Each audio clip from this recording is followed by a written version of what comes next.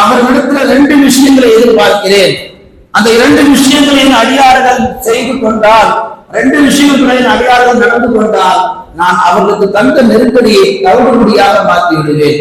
அல்லாஹ் சொல்லி காமிக்கிறான். முதல் செய்தி, நான் ஒரு அடியானுக்கு நெருக்கடியை தந்தால் அந்த அடியான் அந்த நெருக்கடியில் எவ்வளவு தூரம் பயணிக்கிறான் என்பதை நான் பார்க்கிறேன்.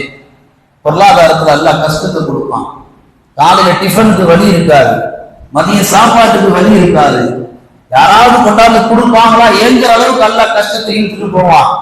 பஞ்சத்துல பஞ்சம், மோசமான பஞ்சம். பஞ்ச பாட்டு பாடுறதாங்க அந்த குடும்பத்துக்கே பாடலாம். அப்படியெல்லாம் கஷ்டத்தை அல்லாஹ் கொடுப்பான்.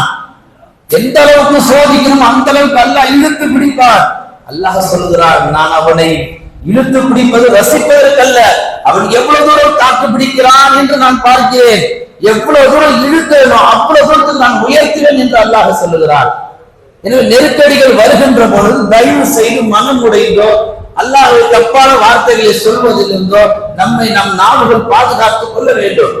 அல்லாஹ் 2வது சொல்லுகிறான், என் அடியானுக்கு நான் நெருக்கடியை தருகின்ற பொழுது நான் அவனிடத்தில் பார்க்கும் 2ஆம் குணம், அவன் எந்த அளவுக்கு அந்த நெருக்கடிகளை எதிர்த்து போராடுகிறான்.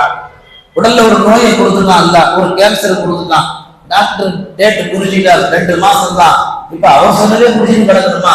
ஹயர் அல்லாஹ் 2 மாசம் தந்தானே,